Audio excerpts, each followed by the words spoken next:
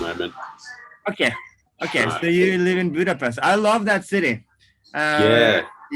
Every time we played in Budapest, it's been one of the best shows on the entire tour. Like every time. So I That's fucking awesome. love it. We Yeah, played me too. played at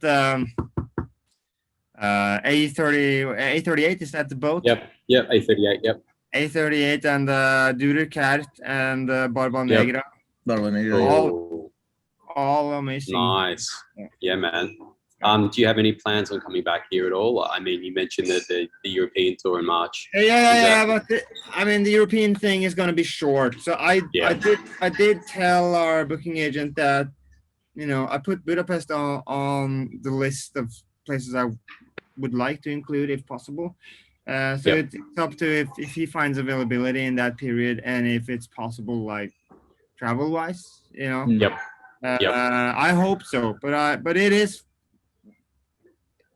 I don't really know the map that well, but I think it's kind of off to the side compared to the other places I have on the list. So we'll see. And also, to be honest, he's booking in March now, and we're already fucking November, so it's pretty short notice. So I don't have high hopes really, but we'll see. Well, thanks for talking to us, man. You're such a interesting character in the whole, you combine like the jazz element and the metal element, combining them together. It's very hard to find people that are into both styles and genres of music. Like, how did that all happen for you? I grew up with metal music, so that's kind of the start. As soon as I started buying my own music, I bought like some rock stuff, but pretty quickly turned into metal. So that was I'm born in 1980, so that was the beginning of the 90s. Probably that's when I started buying stuff, and I was into like my one of the first bands that I really loved was Sepultura with the album Beneath the Remains. And then obviously I loved Arise and Chaos AD and the stuff that came afterwards, and Death. I loved them, so I listened to all their albums from the old stuff like Blood Scream, Blood Gore, that kind of stuff too. I think I was mostly kind of impressed and by their individual thought patterns and Human, and where they started doing more like the jazzy stuff. And then Pantera, like Vulgar Display of Power, was one of my biggest records, and it still is. So I guess, and Entombed from Sweden, so, like Clandestine was also still one of my favorite records, and I loved Hollow Man. So those 3-4 bands, I don't know how many I mentioned, those were probably my biggest bands when I was a kid. And it's kind of weird to think of that I was a kid.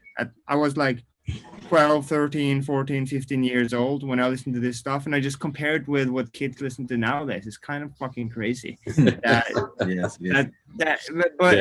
not every kid listened to that stuff when I was a kid, but all my friends, we were kids and we listened to that stuff. So it says something about how things are.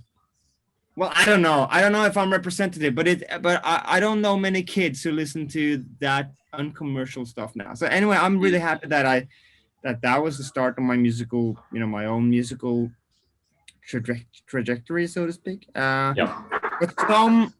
for some reason, when I was 9 years old, I decided to start playing the saxophone, and I still to this day don't have really a good answer for why I picked the sax. In Norway, we had this tradition with marching bands. They play like the 17th of May is the Independence Day in Norway, with marching bands, with the uniforms playing the streets. That's like a tradition. They do that, and they play concerts at Christmas. And apart from that, they don't really do much other than practice and rehearse. So I love the idea of I liked how they looked, and I love the idea of I thought that was a cool thing. So I wanted to start in one of those marching bands, and it was either drums or sax. And I ended up with the saxophone, but I think like the common denominator between drums and sax, I think maybe they have this kind of like they have this kind of attitude, this image thing, like compared to playing the flute or trombone, or, stuff like that. It's like a little bit macho and a little bit, a little bit like that. And you couldn't do guitar in marching bands, so that was out of the question.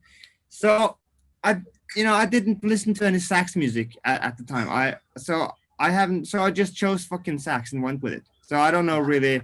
That's the best answer I have. And And after that, I love practicing, learning new shit. I love music. I love playing music.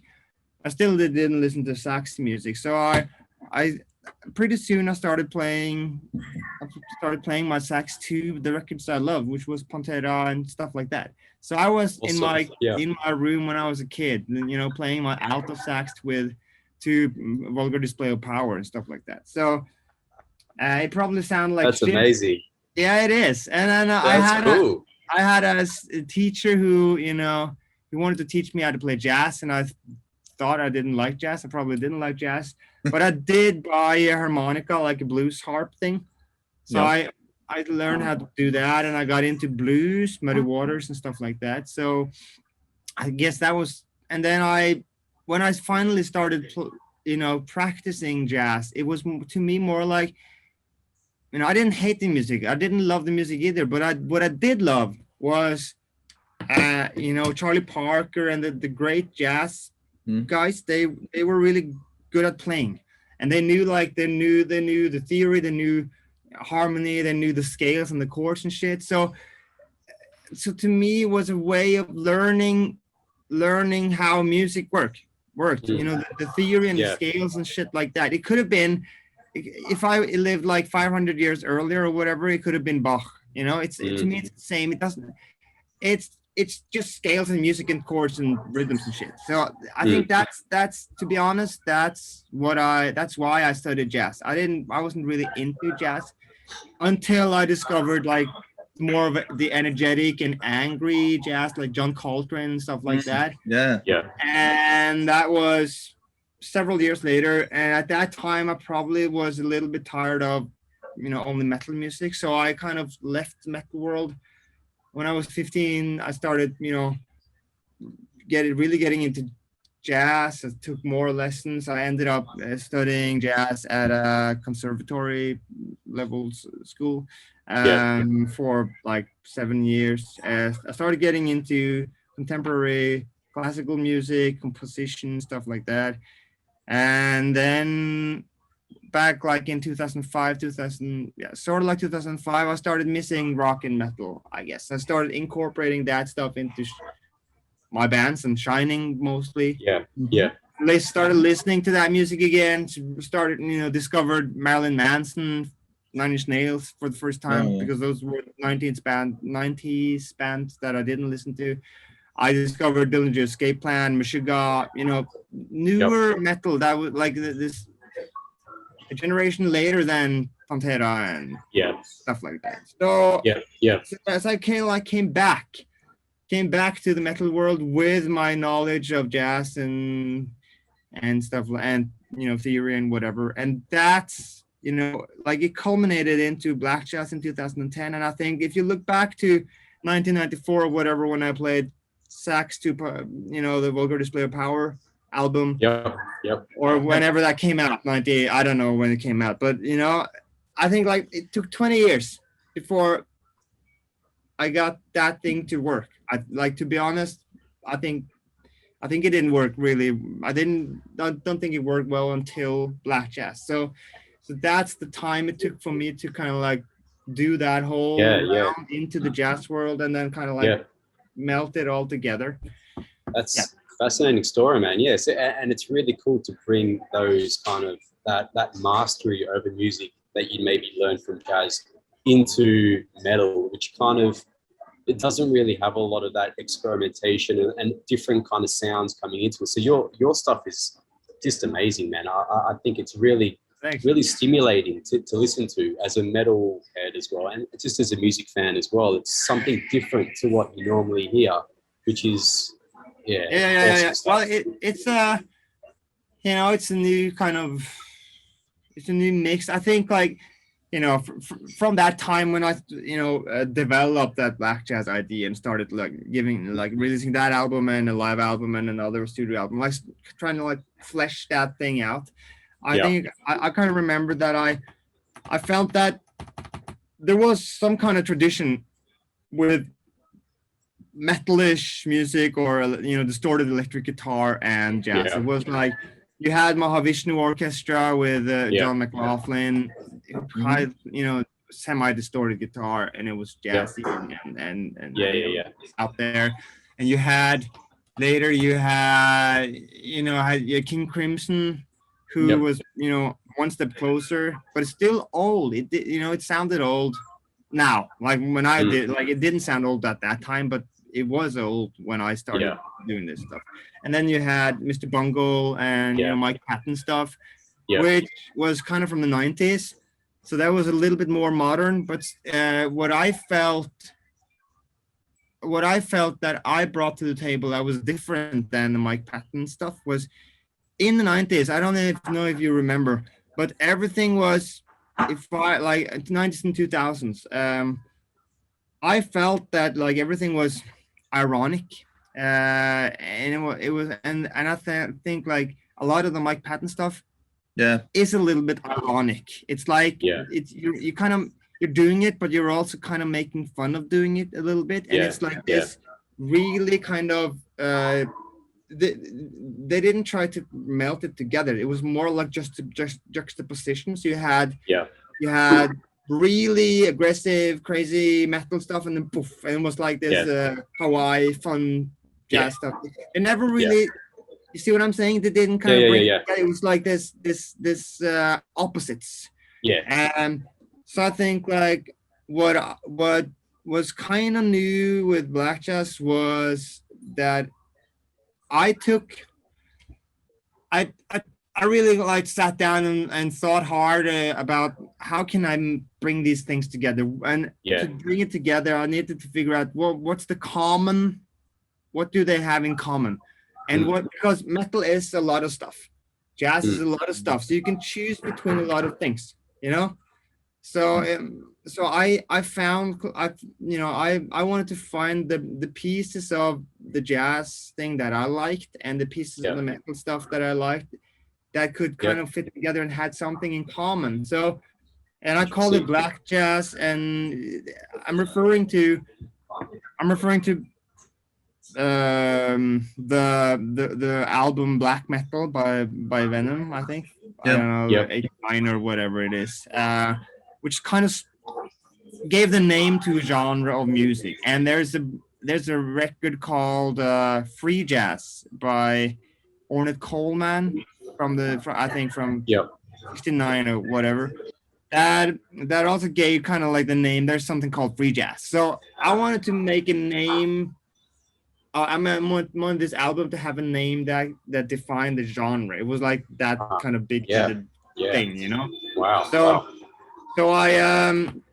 But I sat down and thought that you know, I basically took away some stuff from my jazz repertoire and, you know, way of playing. I took away stuff that I didn't feel fit, and I focused on the stuff that fit, and that was the aggressive kind of the aggressive playing of John Coltrane, the modular thing. You know, we don't use a lot of chords. It's more like you know, you choose a couple of pitches and you choose some. It's a modular way of playing. And I also, he's doing a lot of and keeping these kind of cells that you kind of repeat and you transpose and that kind of stuff. And like I said, the aggressive tone of it, and a lot of fourths and fifths, which sound kind of hard, and screeching sounds like the teeth on the reed, like screaming kind of sounds, which sounds sort of like the saxon itself. If you kind of like distort it a little bit and you play it like I do, it sounds a little bit like electric guitar. And the screeching sounds like you know, black metal screams. You know, and then from the metal world, I tried to try to focus on the not really the fast trash stuff, more of the like it had some. Let's not bring in the industrial part yet, because that's more like a production thing. But like when it comes to to the the sound of it, I chose like, if you look at uh technical trash metal, you focus on technique and speed and being impressive. But if you look at black metal, there it's not really, although they play fast, the focus is on atmosphere and spirituality. And even though they kind of like worship the devil and John Coltrane worship God, it's still religion and spirituality, and what's bigger than the human experience. So that's a common thing. So focusing on the vibe and the atmosphere is a common thing. The sound of the guitar is kind of like a common thing. The aggression from the black metal screams and from the screaming sax stuff is common. Yeah. Those things kind of brought it together. And then like I said, I discovered Manson and Nine Inch Nails in 2006, and I loved the production sound of it, like the mix and the production. So I decided that I wanted to do something like that, like to wrap that thing that I had, which is a really kind of uncommercial idea, and I wanted to wrap it into a hard thing, but also a commercial thing. And I feel like Nine Inch Nails and Manson, they're hard, aggressive, but it's commercial. If you see what I'm saying. So I tried to like learn how to do that stuff. I wrote in that kind of with that idea in mind, and I did some searching online and found our producer, like Sean Bevan, the mixing engineer and producer, who I saw had worked on a lot of these records. So I wanted him to kind of help me, bring that sound to it. So he did, and during that time I also learned shitloads of production tricks, and I think I've learned most of what I know about mixing and producing from him, working with him like for 10 years. So that is really how it came together. That's like, I would say that's the story of the black jazz idea and how I mixed metal and jazz in my way, and it's simple to explain in a way. What is hard, it's a little bit hard to do it, because you gotta have the experience from, like, I had like 15 years of experience with playing jazz music in addition to having metal in my veins, Yeah, definitely. But it is possible. And I know a lot of younger people now, they grow up with, it's easier for people now to grow up with both metal and jazz music, because you can go online and you can listen to everything.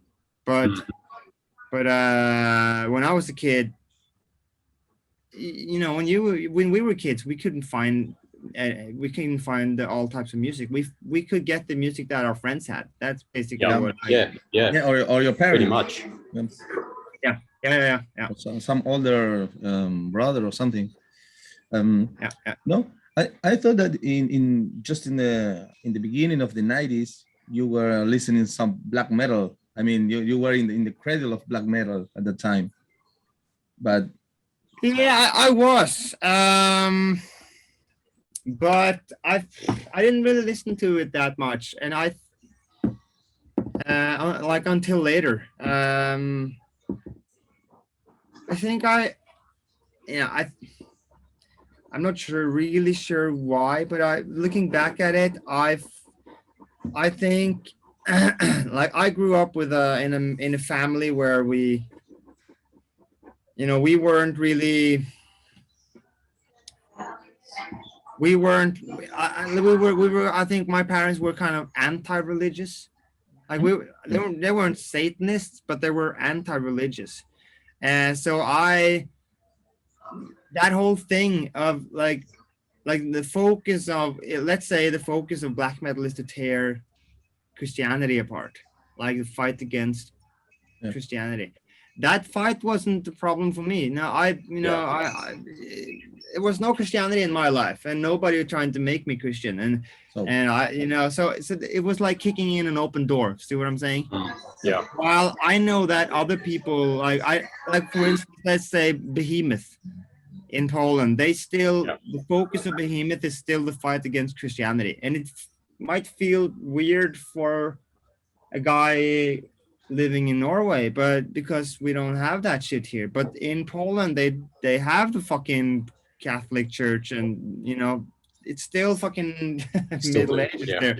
And the same in the US, like Slayer in the US, there's still write songs about, not now, but they did, write songs about Christianity. And in the US, it's still a kind of like they still have that problem. So I guess, like, from looking at it now, I think that's probably why black metal didn't really, trigger me, didn't really interest me at that time. And I think also at that time when I was a kid, I tried to, I was into the technical shit, I was into Dream Theater. Now I wanted to, learn weird ass time signatures and scales and shit. And black metal, like we talked about, wasn't into the technical stuff mostly. Like some bands are, but in general, it's more about the atmosphere and the vibe.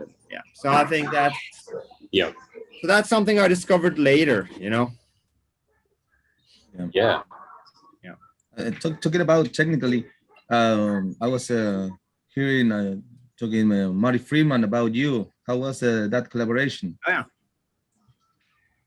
That was also an interesting guy, an interesting musician. It's not just metal. I saw once Marty Friedman here in Argentina, in Buenos Aires, playing tango, for example. Yeah, when was that? I think I saw some online stuff. When was that? 4 months ago. Yeah, I think I saw that. Yeah, he's a really interesting guy. So that collaboration, like the first one we did was, I think, in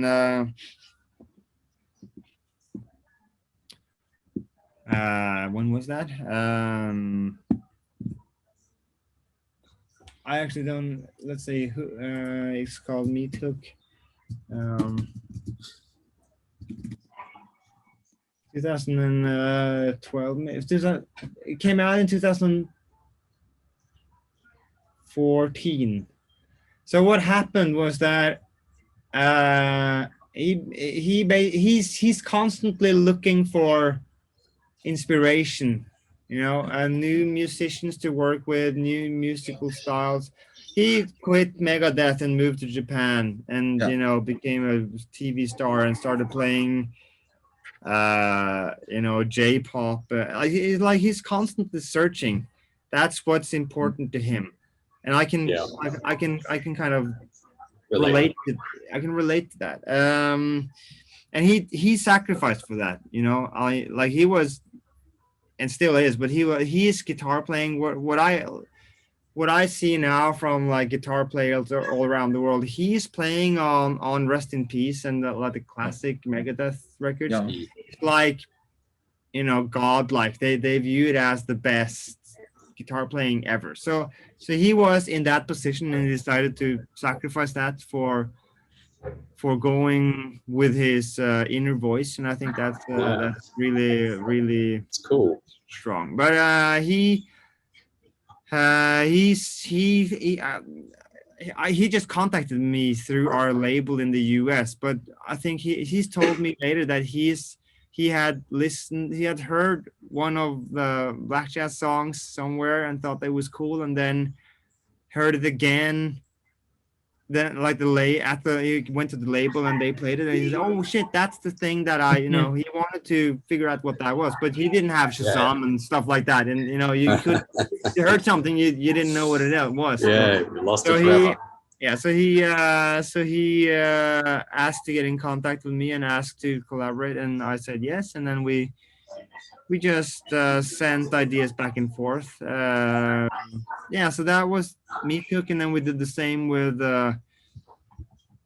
Something to Fight on the next record, and we'll probably do some more stuff, Yeah, so it was great. It was great to work with him, and we also did a little tour together in Europe, like the week tour or something like that. So he's a fucking amazing guy, and I love his guitar playing because he's got this melodic singing way of playing, which I like more than just fast stuff, you know. Yeah. Speaking of interesting musicians, you also worked with Devin Townsend on Casualties of Cool. Yeah. How was that? And do you ever see yourself working with him again, with Devin? Yeah. I actually did work with him again on he's actually I I got a message from a friend. I don't know what's the name of the previous Devin record. I actually don't remember. Like 1 year ago. Shit. Yeah, Previous one. Epic Cloud? Yeah, I think that's Epic the Cloud? one. Epic Cloud? Yeah, because I got a message from a friend of mine on Instagram saying that, did you play on the new Devin Townsend record? And I said, no, I didn't. And he said, but it really sounds like you. And I said, no. And then he sent me a link, and I was like, well, it sounds like me. So what he'd done, he had, and I before I said that, I checked the line, like the credits online, and I wasn't there. So but it sounded like me. So I checked with Devin, and he said, oh shit, yeah, that's right.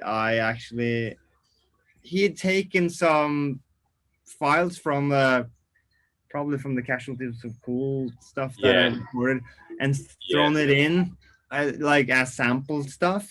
Yeah, that's what he does as well. Yeah. Yeah. So and then, but I am playing. So I'm playing on that one solo, and then I'm playing on his upcoming album. I don't know what it's called, but it's like a concept thing. Yeah. With the movie. Is it Puzzle? Yeah. Cool. And Puzzle, and I think it's a double. Yeah, Puzzle and it's called Puzzle, but I think one album is one thing and the other one is something else. All right. Yeah. I'm playing on that one. So these are all different. Like when it comes to Casualties of Cool, I think this was in 2013. Something like that. I was in Los Angeles for a couple of months writing for our 111 record. And then he wanted some sax, and I said, well, I don't have any mics or anything here. Like I borrowed the studio from a friend of mine, so he had some mics. So Devin said, I don't give a shit I don't give a shit if you use a expensive mic or wherever, just throw something on. I had my little travel sound card, and actually I used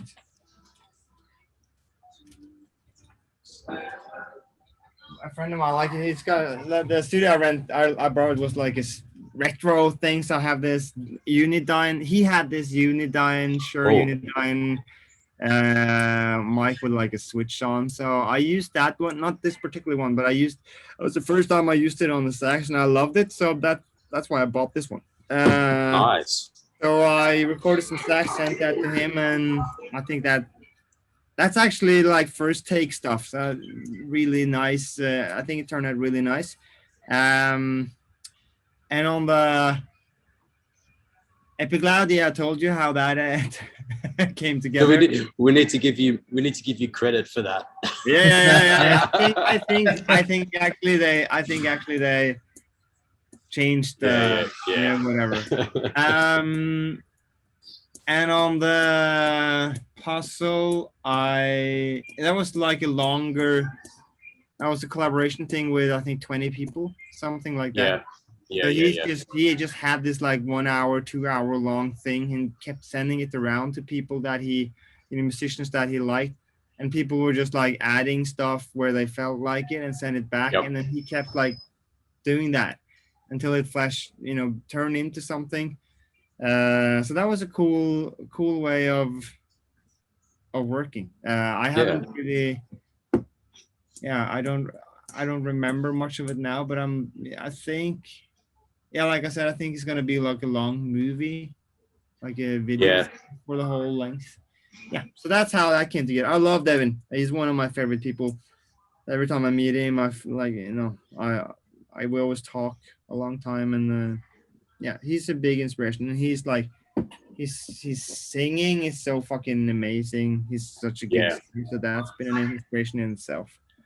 Yeah, well, I see a lot of similarities, I guess, between you and Devin in terms of kind of bringing in other elements outside of, metal and kind of experimenting and not being afraid to experiment. Like your latest song, what is it? I don't know if I can pronounce the acronym. IDGAF. I don't give a fuck. Yeah. I don't give a fuck. Yeah, you really don't give a fuck. I don't give a fuck. Yeah, I don't give a fuck. Yeah. Yeah, so that's different as well, and that's really, really interesting stuff, and really has a really cool energy to it. Yeah, thanks. Yeah. So how, like, what direction are you moving in now, as a musician? If you can answer that. Yeah.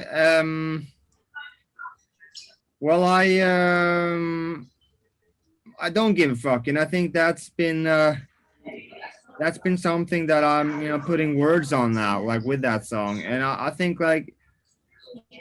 making blackjazz also was a I don't give a fuck moment, because we had something, and we were willing to sacrifice what we had to go with what we wanted to do.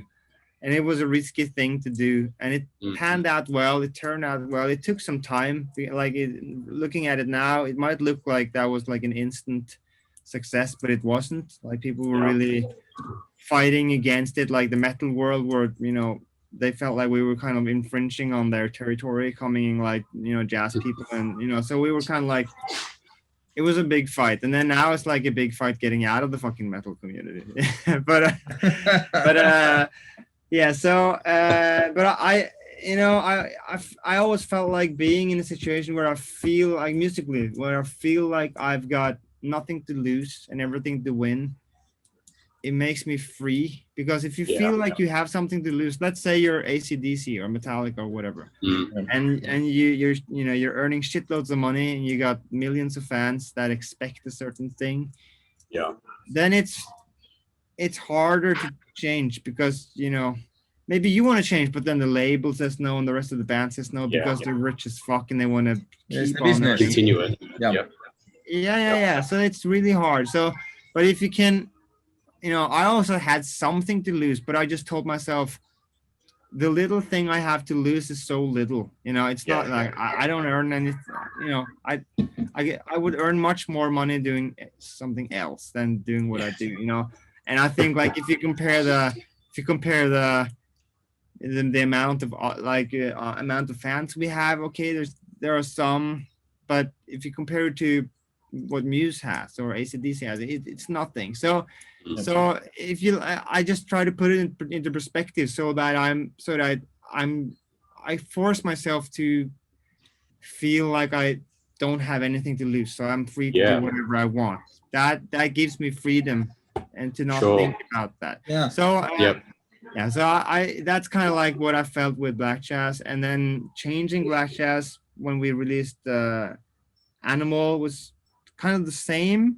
So I had done it before, but it was still hard, but I'd done it before. And now, with 2 kids and with the fucking pandemic, and it's like I feel more than ever that I don't give a fuck what other people think. I do give a lot of fucks about trying to make good shit.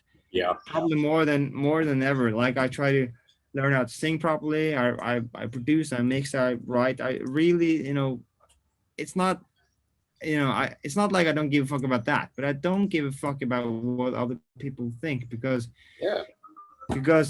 one day, maybe soon, we'll die, we'll be there, and we'll say, what did I use my life for? Did I use my life just to try to please other people? That's not a good way for me to fuck that. So so that's kind of like that's what's going on. I thought that's kind of like the idea now is to have to make an EP that is actually supposed to be called, I don't give, like, IDGAF. but it's not going to be a physical thing. It's just like for me to kind of like have some kind of concept right now, you know. I have one more song now, basically two songs, and one of them actually like there's one that's already finished, we just need to mix it, and then there's one that I finished like these kind of days, and that's actually is I have two versions of that. I have one version that was finished, but I felt like the lyrics were too like cerebral and smart, and I didn't want it to be that way. I wanted it to be like more emotional, more straightforward. So I basically started writing new lyrics and new melodies, new everything, like new vocal stuff for the whole song. So I have now that's finished. So, and it turned out much better. So I'm considering maybe releasing both of those songs, the same music, but different vocal stuff. Cool. So that's like, and the last one is like I would say it's a brother song for I Don't Give a Fuck. It's like the same concept, same idea. And then after that, I don't know, like my idea was to have like to focus on 2 EPs, and then after that kind of try to make that into an album and a merch item and whatever. But right now, I'm focusing on getting those songs out and then making new songs. It's like I think the pandemic has kind of played a role in this, because it doesn't feel right at the moment to put too much money and time into an album, because just because you can't really tour, you can't do promotion, and then I with the whole uncertainty about the business of music right now, it's just like if I make an album, I need to decide who's mixing it, and we could go with one guy who's charging $1,000 per song, or you can go with one for $2,500, or you can go one with $5,000 per song. It's a huge difference. And if you take 10 songs, it's either 10,000 or it's 50,000, or like, and deciding that just that amount of money. And obviously, if you pay like the expensive guy, you'll probably get better mixes. But so it's a matter of like, what do how much are you willing to invest in something? So doing that upfront on a project in these kind of times is kind of uncertain. So while doing it song by song, you can kind of like go as you can maneuver along the way and see what works.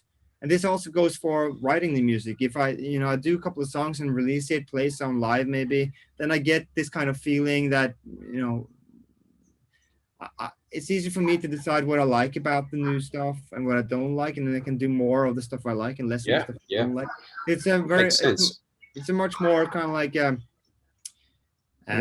creative way of doing it. That's what I like. And I think looking back at our catalog, I think like for the albums that are like really some kind of statement album, like drastic change of musical styles, for instance blackjazz, that to me needs to be an album. It needs to be a concept thing, big thing, several songs, artworks, so people kind of get it that this is a thing. And blackjazz needed it. The rest, 111 didn't really need it. Actually, 111 is called 111 because I wanted to do single songs. I actually wanted to do every single song as a single release. I actually also wanted to set the schedule to get one song out every third month, like a set date, and then do video, documentary stuff between when writing it, so people could like see us when writing. It was basically too modern of an idea for a label. Interesting idea though. But a couple of years later, Dave Grohl did it with film where he did like several songs, like one song in each city. I don't really know. So, but that was what I wanted to do at that time, and then Animal came out, and I felt that was also with like a switch. So that needed to be a full album, I think, to kind of like, so people understood that there was like a conscious big thing. And now I feel like we're at the place where it doesn't need to be an album. It could just be, because it's a continuation to me of Animal. It's not the same, but it's, you know, sort of like just a continuation of that. It's a transition. It looks like a transition right now, and it looks like it's a different way to make music, you know, song by song. I used to follow you in your social media, and I think you're passionate about music. You know, you always like to share what you are doing. I think all the time, you know, you're working on music and share whatever you want to do, different versions and vocals and stuff. So I think that's so interesting these days. I think it's gonna change the way to make music, you know, to share music. And this is if you look at pop music, they've been let's talk like if we talk about albums and single songs. Pop music and EDM stuff, they've been doing single songs forever. And I say for like, at least for EDM, it's been forever, because they didn't really start until like 10 years ago, and they've been doing single songs. So it's been like, it works for them, but in the metal world, it's still been albums. And I get it, and it's but to be honest, it is a more, the album thing is it's the old school way of doing it, and the single digital song is a more modern thing. Whatever you think about it, that is what it is. So but I am personally, I'm not saying people need to agree with me, but personally, I fucking love the digital age. I love streaming shit. I don't love the fact that we don't get any money from it, but then again, we didn't get much money from the physical sales either. So it doesn't matter. But I love you know, how I can have all this music I want with me anywhere. I love the fact that I can get a song out in 3 weeks. If there's something wrong with the artwork, I can just fix it. I love the fact that I can collaborate with people. You know, when we mixed Animal, we mixed it with a guy in Las Vegas, Kane Churko.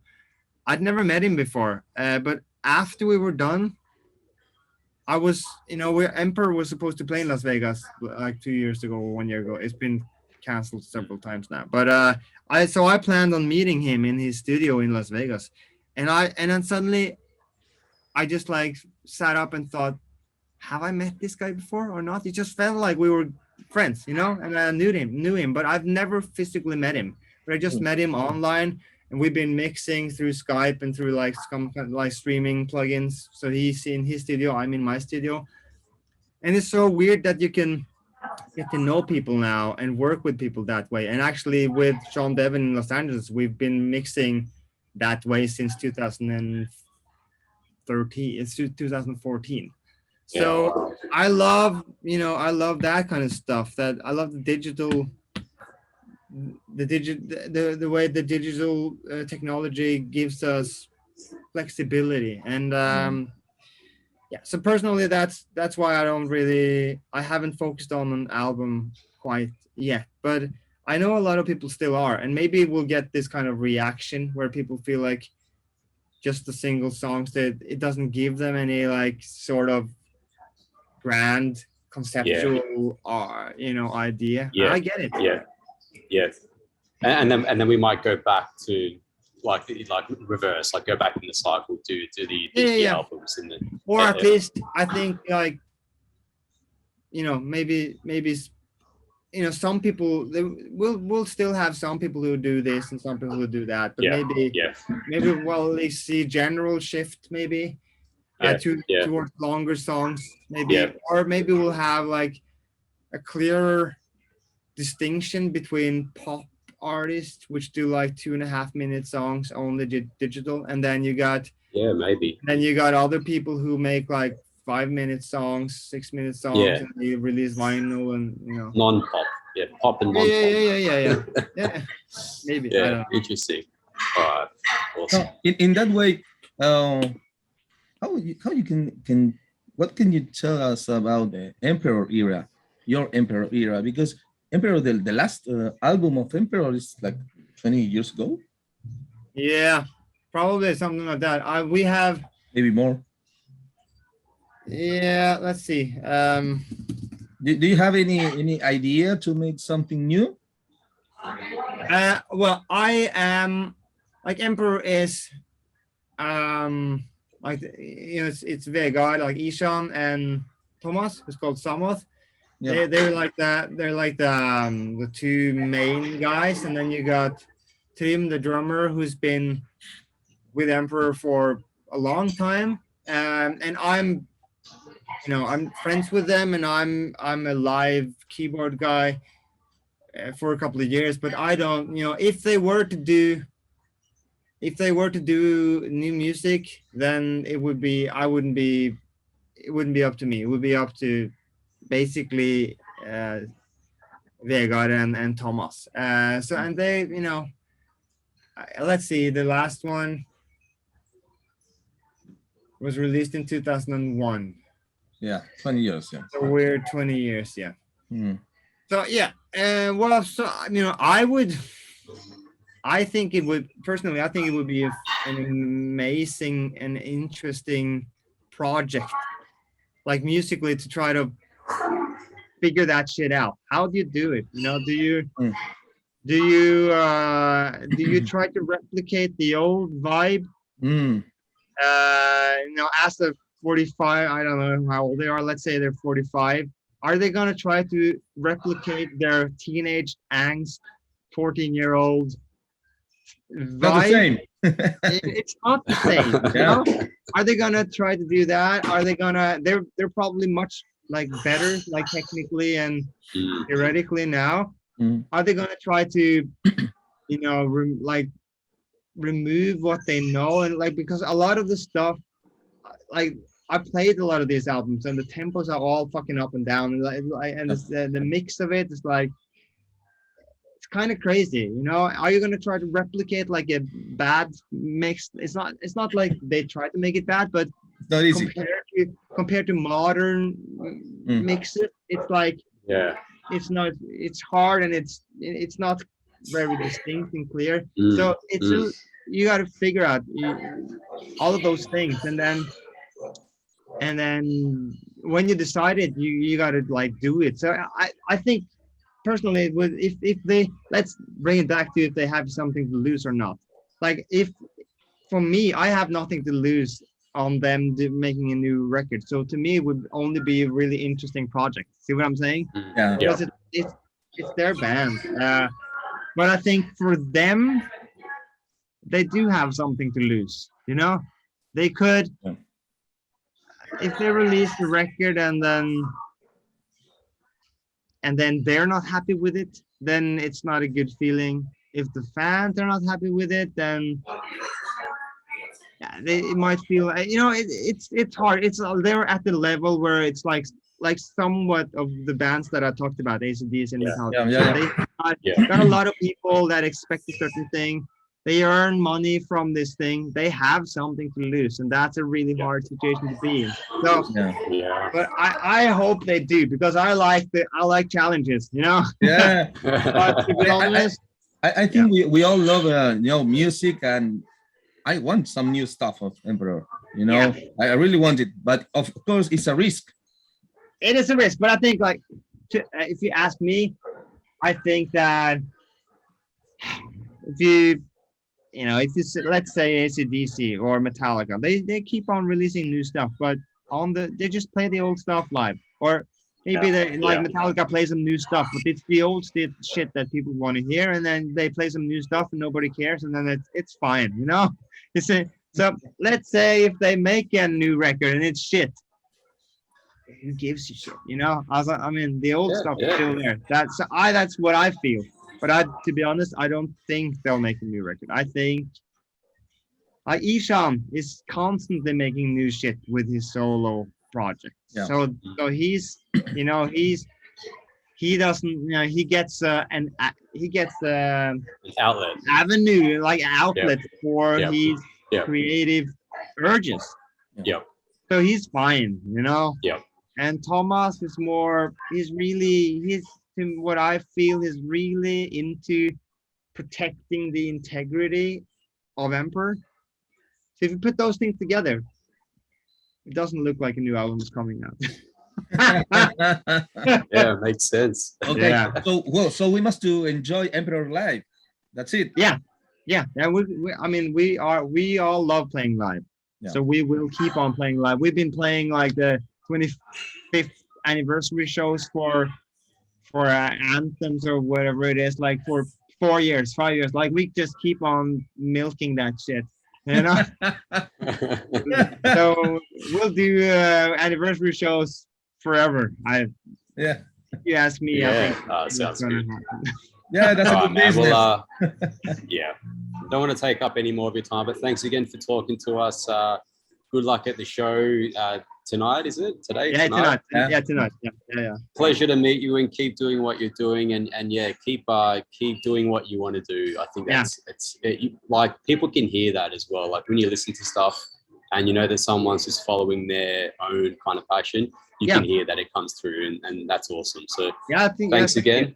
I think that's kind of like, I think, you know, I'm a 41-year-old, what they call it, cis guy, whatever it's called. And like, I'm heterosexual, I'm man, I'm white, I'm everything that's boring. You know, I'm from Norway. I'm everything that's boring, and I have nothing. There's no liberating fight I can take. If I was gay, I'd fight for my freedom. But I support the gay movement, and I support the whatever. But the liberating fight I am taking is for people to be able to do whatever the fuck they want. Musicians, whatever, not feel like they have to dress a certain way, do certain things, think certain things, You can do whatever the fuck you want as long as you don't hurt anyone.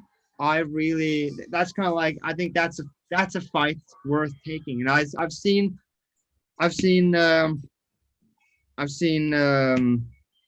scientific articles about the level of pressure to what's it called, to Conform.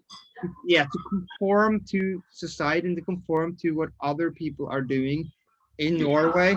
And it's like our tradition has a really high conformity pressure. Like it's close to countries that we don't really want to compare ourselves with, like North Korea. Dictatorship. Yeah. Poland. Yeah. So that is that's actually something that that we were talking about behemoth fighting against Christianity because they live in that kind of country. Even though from the outside Norway looks like a very free country, that is something that I really want to fight against. Interesting. Yeah. But just let me tell you one thing. I love how do you invest and your ideas when you make a video. I really enjoy your videos. There's a lot of work there. What kind of videos are you talking about? Music videos or your music videos? Your music videos, your shining videos. I thank you. We've been doing a lot of that.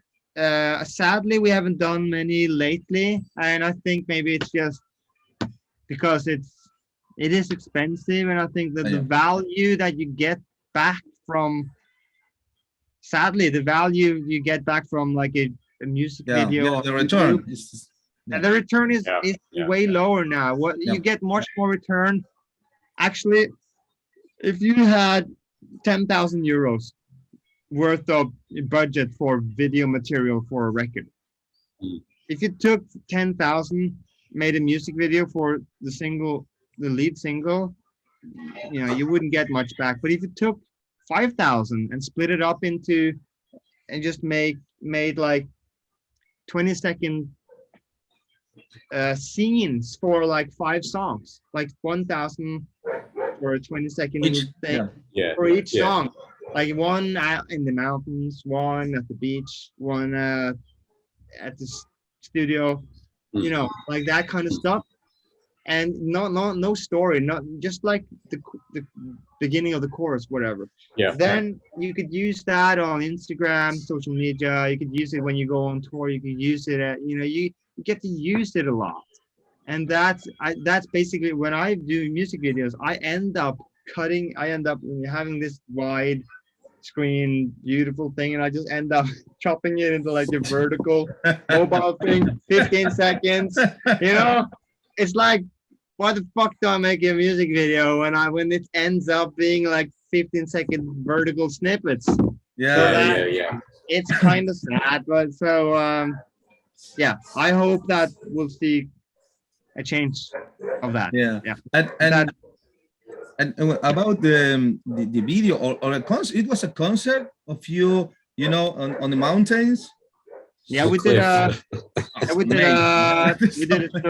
35-40 minutes long concert at a mountain. I still have footage for the whole show, and I've been planning on releasing it, but I haven't been able to do it. But there's one song like out on YouTube.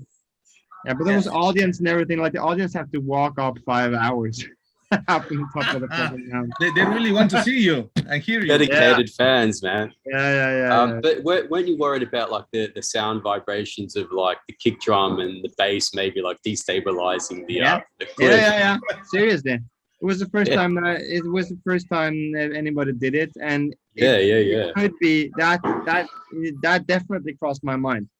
Wow. Like the whole thing would. That's amazing. You still did it anyway. Yeah. I feel like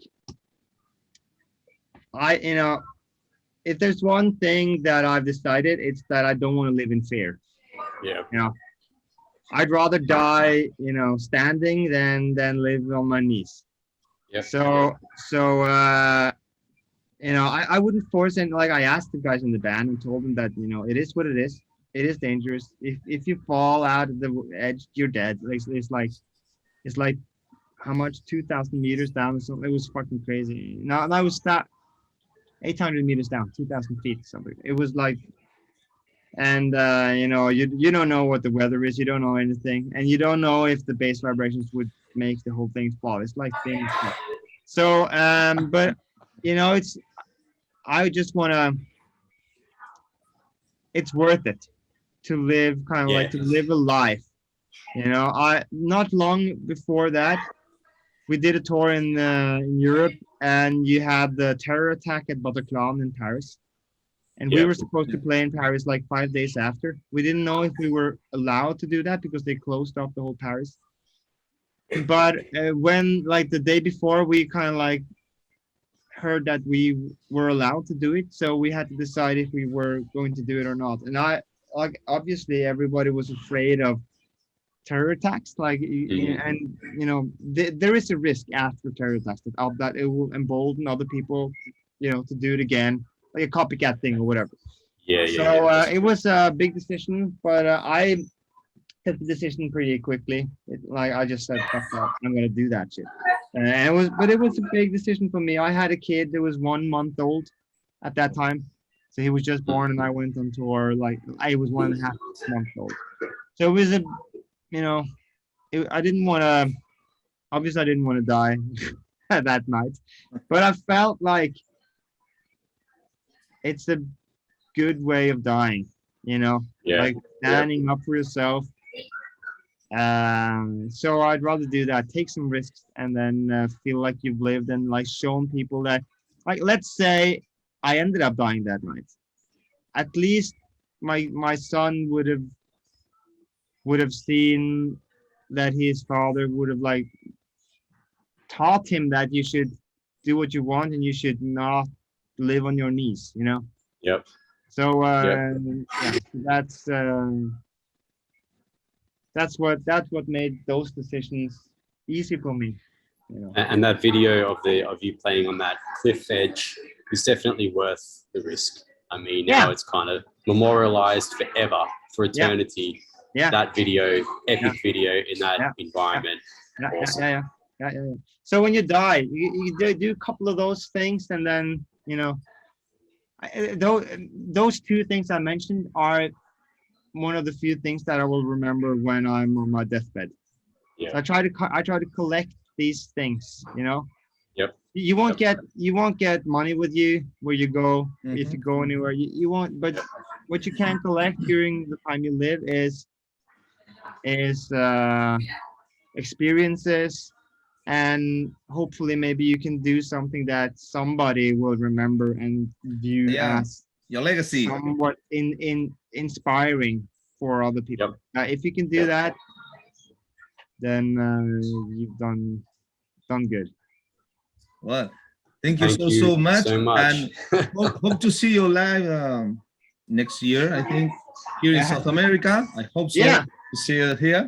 I mean, we have an Emperor tour that's been postponed like 4 times, but it's still. Yeah, I think it's in May or something like that. But I don't know. I actually, to be honest, I don't write it down anymore. I don't like fuck. When I hope to see you there. Yeah, me too. When I get a plane ticket, that's when I believe it. You know? Okay. Well, see you here. See you here. Thank you so much for your time and all your concept and all your music, man. Thank you so much. Definitely. Thank you. Thanks, man. Thank you. Cheers.